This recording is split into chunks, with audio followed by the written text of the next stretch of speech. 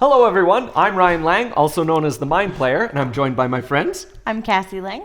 I'm Cameron. And I'm Tim. And we are Twilight Enigma.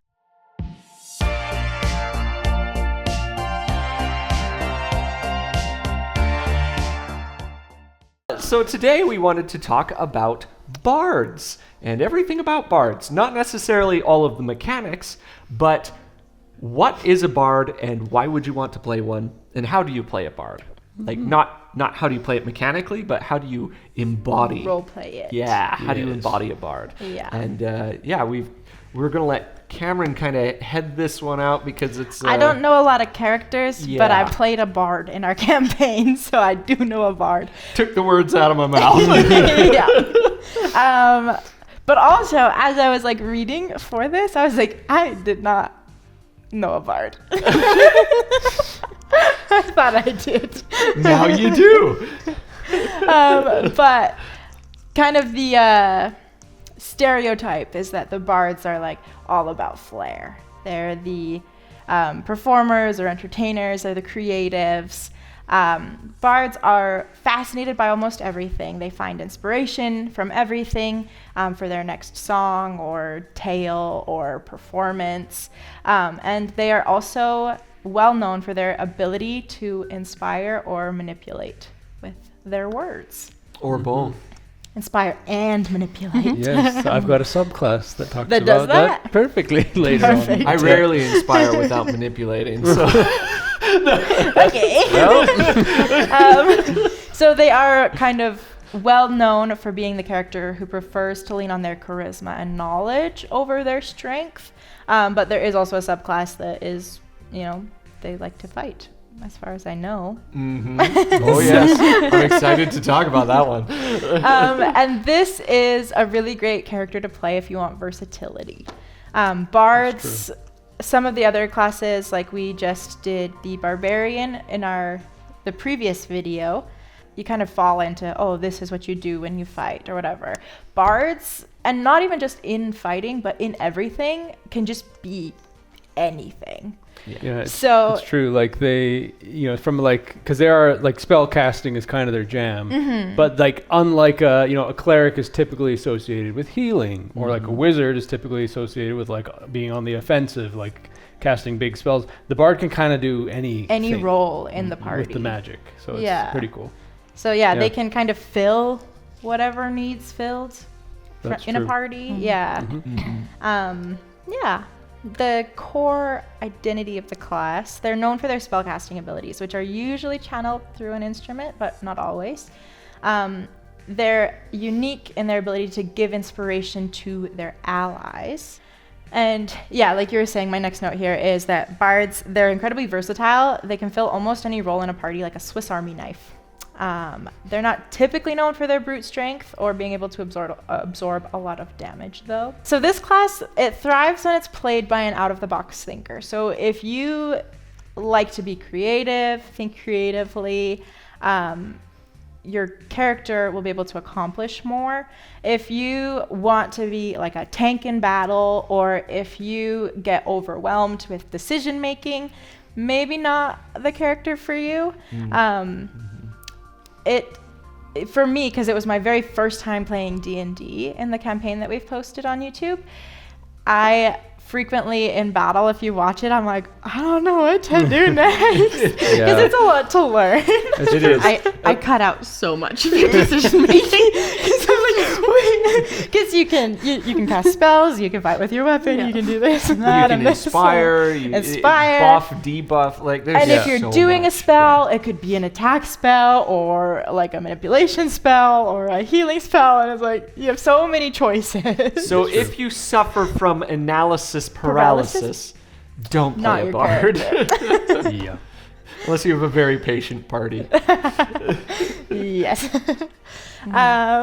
So you'll love a bard if you like to think out of the box, be creative, you want to be versatile, if you like being a spellcaster, if you want to be a skill monkey, and if you really like to have fun with the game, because also stereotypically the players who play bards are like the energetic ones at the table and like keep the party fun, from what I've heard other people say. Well, and on that regard as well, like the bard character is really built to thrive in like social situations as well. Yes. So that's why they end up being kind of like one of the Speaker for the yeah, party. speaker for the party. Yeah. And they have so many options available to them as far as like role playing conversationally goes, or dealing with situations in a more like diplomatic way. The bards have a lot of options that you might have to think creatively for on that. Yeah. They have jack of all trades, right? 100%. Yeah. Which Love that so ability. their proficiency, they get half of it on everything. Everything. Yeah. So They've got a lot of skills. yeah, they've got Yeah. they're just good at everything. and a lot of the level ups are just like gain 2 more Yeah. Yeah. proficiencies, Get better at get better more at more skills. skills. yeah. Yeah. Yeah, bards can do Yeah. so much. As soon as you start playing like a higher level bard, you're not failing ability checks anymore. No. Just like Yeah. ever. Ever. Which allows I you love to be better positioned to get away with weird creative stuff. Which is why, you know, Cameron was saying if you like to be thinking out of the box, creative, this is the character. I think it was in the last edition of the book. I don't know if it says it in this new 2024 edition, but I remember it saying something about like bards speak magic into existence through like the words of creation. Yes. Or something Yep. like that. That's And so this book, the new one. is Yep. it the new one? Yeah. Okay, so I love that because it's like typically we associate bards with music, but I think like any creative expressive form could be like the bard's Poets. magic focus, which Yeah. is why I love the College of Dance in there, which we'll talk about in Yeah. a second. Yeah. But Yeah. there's a lot of like, you know, options available to you there, you know, to kind of express your magic, I guess. Yeah. Yeah. Yeah. Well, let's talk Should we about the talk about the College of Dance? Do it. Yeah, I let's do it. love the Nice. College of Dance. It is so cool. I love it. It says that the bards of the College of Dance know that the words of creation can't be contained within speech. I think that's super fun. But this takes the typical like instrument kind of musical bard and just puts a lot of physicality into it, and it is so much fun.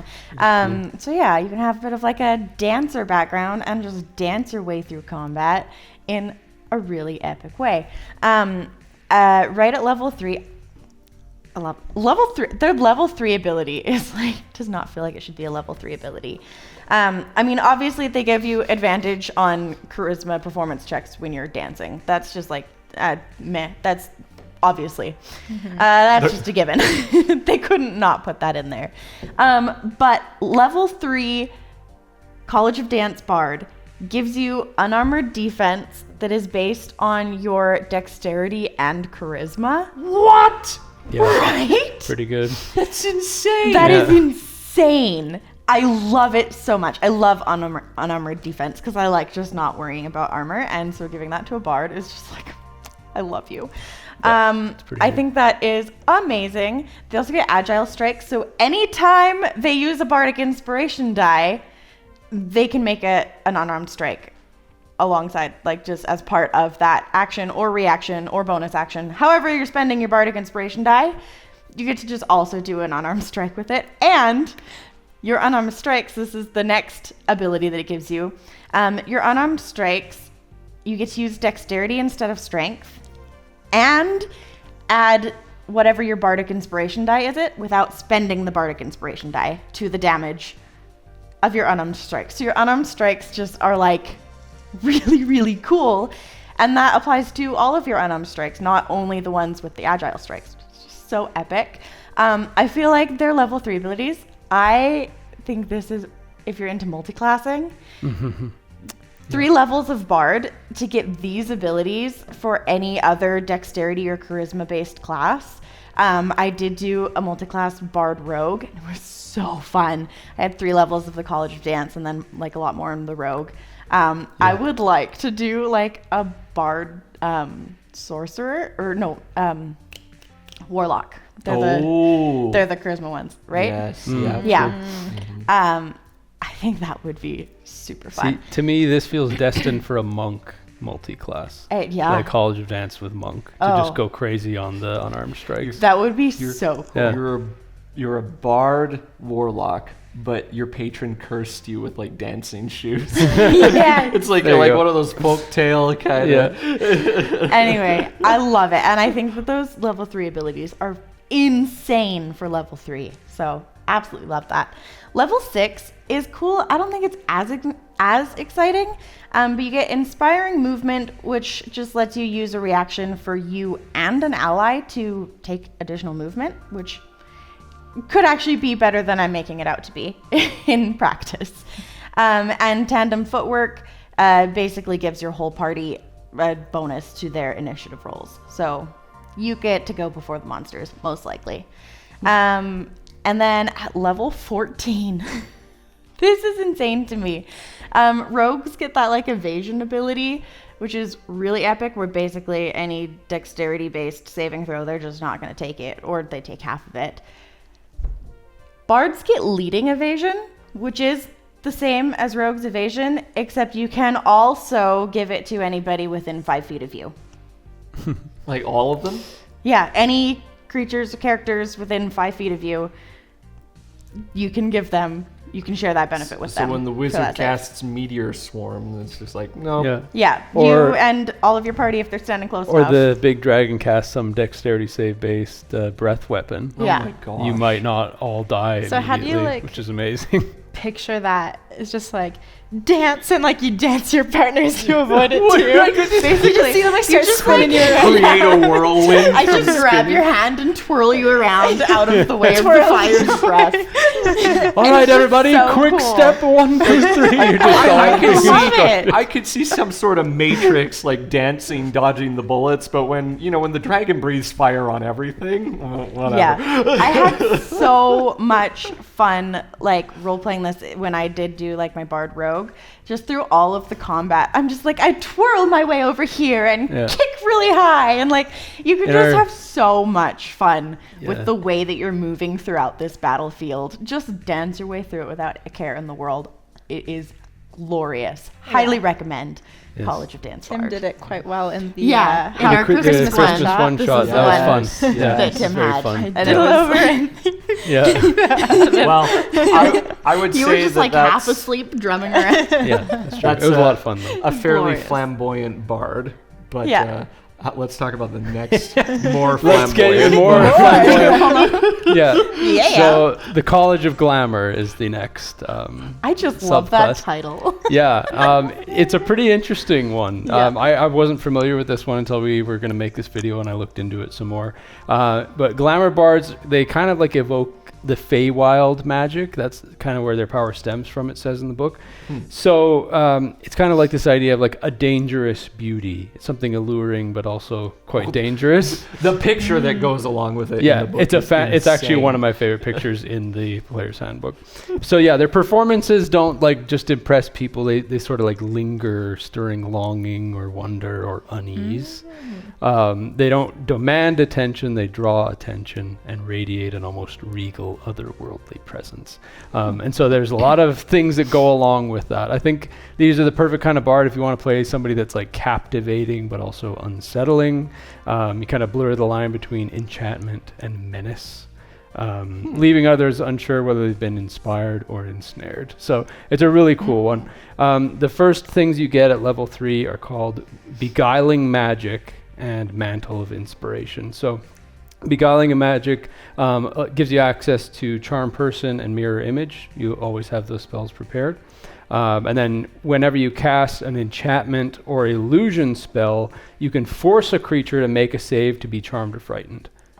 And that's just an extra thing that happens. You don't spend anything for that other than you just get one free one per day. After that, you have to use Bardic Inspiration to do that ability. So extra options for charming people, which will come into play later.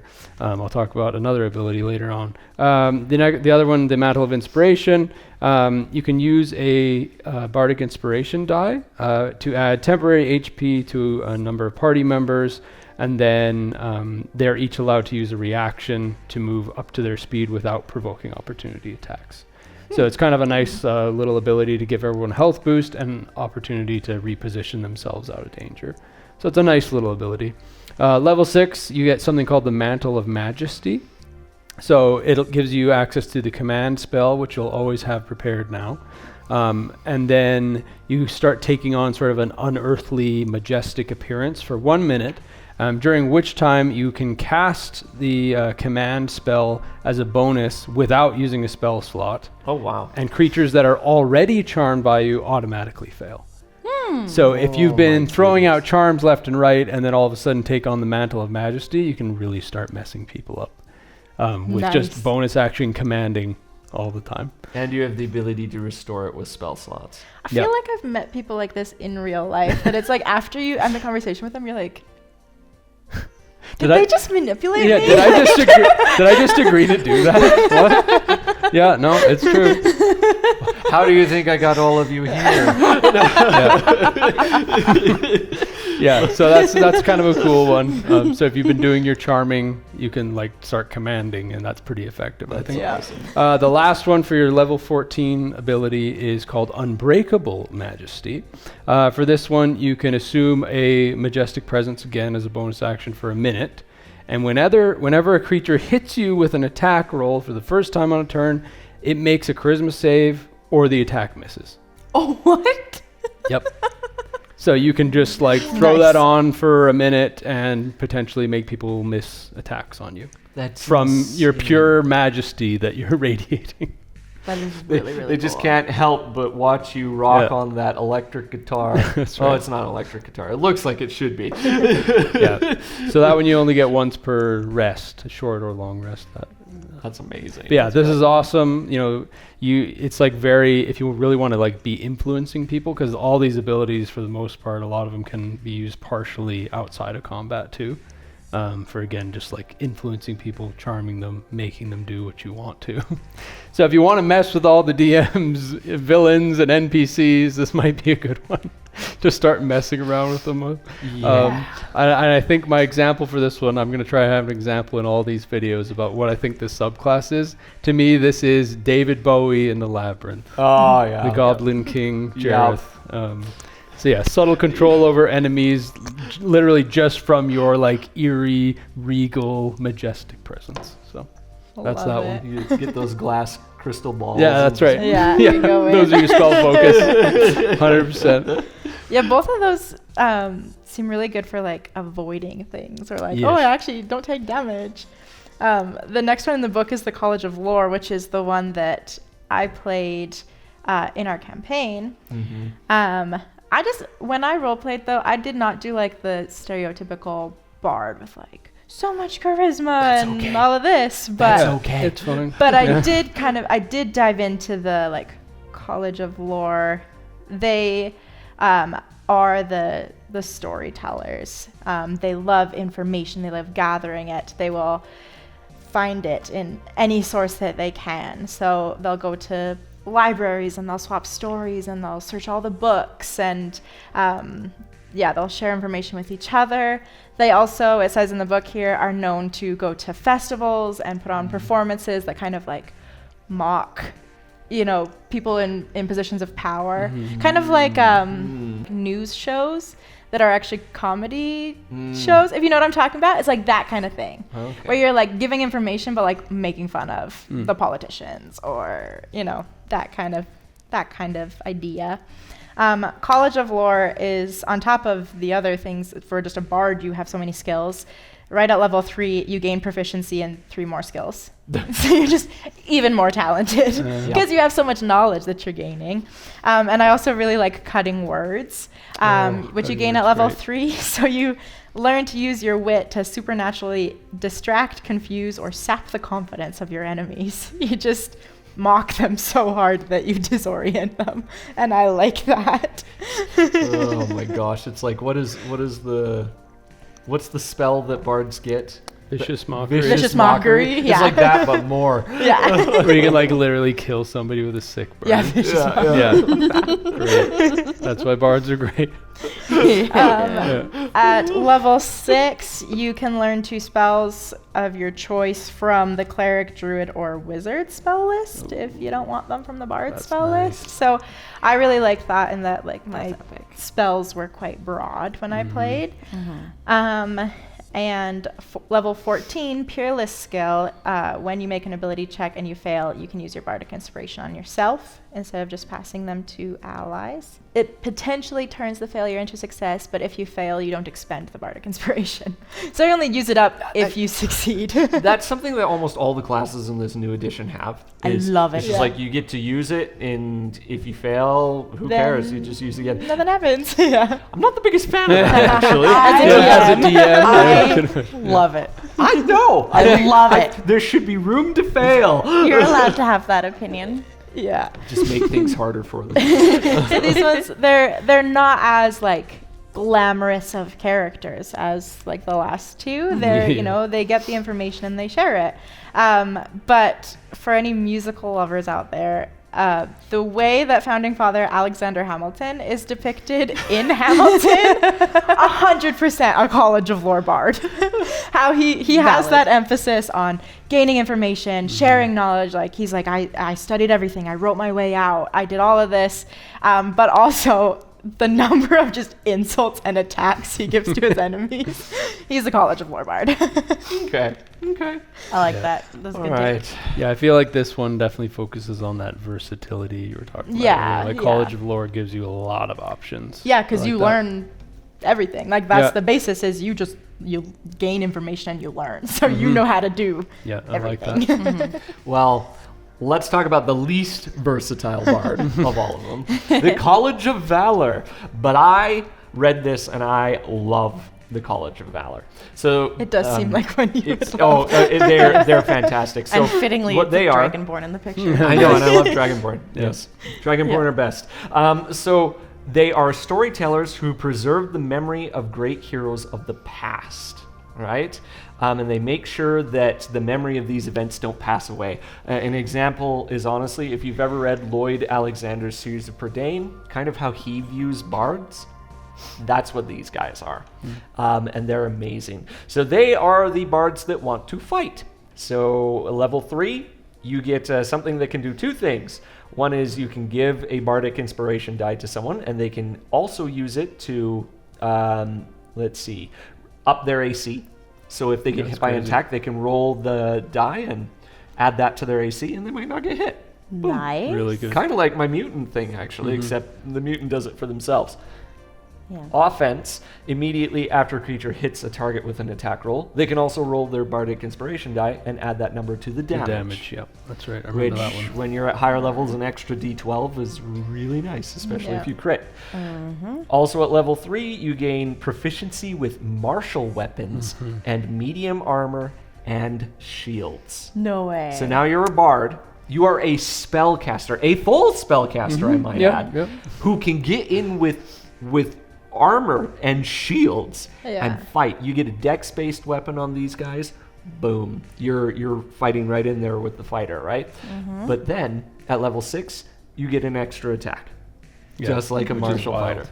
But what you can do is you can use one of those attacks to cast a spell. Yeah. Can you? Yes. Yeah.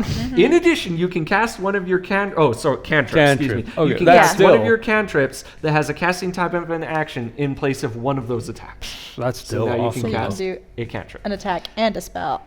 Yeah. Yeah. And- It can trip, yeah. And then after you cast a spell that has a casting time of an action, you can make one attack with a weapon as a bonus action.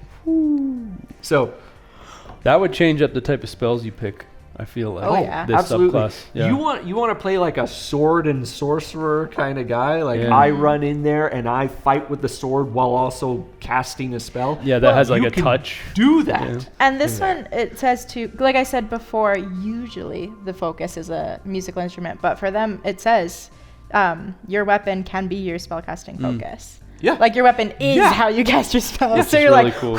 Like literally, you could literally run in there because bards get things from the wizard's spell list. You could run in there, slash somebody with your sword. Well, not in this order.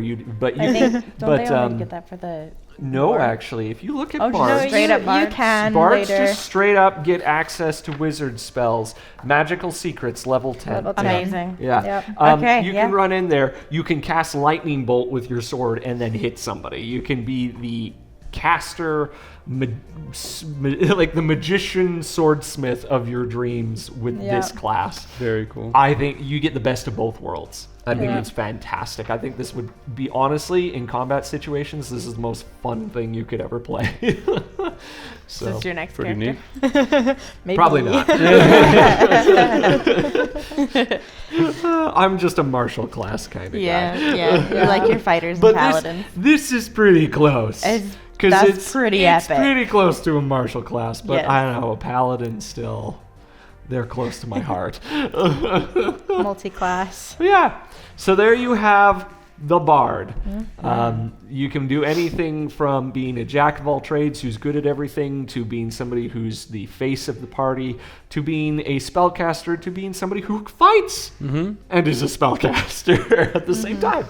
The bard is fantastic. There's a reason it's kind of the poster boy of D&D. One of the faces of D&D, I would say. Yep. Like, That's just the nature of the class. They are the face of things. yeah, they really Yeah. are. Yeah. Like, and it's very rare that I've played a campaign without a bard showing up at some point. Because Right. bards are amazing. Yeah, they're Yeah. a staple for a reason, for sure. They're I great. really like great fun. them. Not the easiest to learn, but Yeah. if Maybe like a medium level. that's what I Yeah, would say is like a complexity. mid-level complexity. Yeah. I did realize as I was like reading through, level 7 you gain counter charm. I don't think I ever used that in our campaign. That would have been so helpful. Yeah. So helpful. You can use musical notes or words of power to disrupt mind influencing effects. How many times were we charmed or frightened in the campaign and I could have countered it? Lessons learned. If you or a creature near you within 30 feet fails a saving throw, you can take a reaction to cause the save to be re-rolled at advantage. That would have been so helpful. But as a beginner player, I had so much I was trying to learn, Yep. and there was so much that fell under the radar. But it's not saying don't play it as a beginner because it's fun. It was. We had a blast. Time you meet a So certain good. someone, then perhaps you might need to use it again. Yeah. If you want to role play them, but you don't want to, go with the standard flirty, charismatic, The bard that seduces everything. Yeah. That's the stereotype. That's the We all know stereotype, it. the kind that can have any partner they want. But that's not how you have to role play it. And there are ways to be kind of versatile and creative with it on top of the versatility and creativity that the role allows. So I was thinking things like on top of, poet, musician, artist, dancer. You can also be more subtle roles like a historian, if you're College of Lore, a historian, or just a charismatic leader. You might be the leader of a town or just the leader of a school club, but D&D that's movie. your role. D&D movie, Chris Pine. Yeah. Yeah. He's not exactly. he's not trying to get with every girl he meets. Not He's at all. actually kind of sarcastic and often very mean. Yeah. But he's still very charismatic. Yeah. Yeah, he is very much a bard. So, yep. Yeah. Yeah. I love Or if you do want to be the energetic, flirty character that's the stereotype, but you want to have more depth to it, it could be is this a mask for a pain inside, or I don't know. There's ways to be creative with bards, Yes. Yes, especially with bards. especially with bards. Yeah. Be creative, try doing new things. It's what makes great stories. Yes. My all-time favorite character that I've ever played was a bard, and she was actually a young child who accidentally snuck away on a spaceship and then Went off and then on got adventure. lost. Yeah. much longer than she expected to. But the way that I had her magic present was that she just really liked singing. Her dad had liked singing, and so she kind of got it from him. And then her mom taught her how to heal, and so she'd sing as she's healing people. And so that kind of is the way that cute. presented was through her voice. Yeah. And she was so much fun to play. Yeah. Did you sing at the table? I did not. Flowers blooming. But if you're one of those people who does, Yeah. Yeah. Yeah, so we would love to hear about your experiences playing bards. What is, your favorite subclass? Are you missing any of the 5e subclasses, or do you like these ones?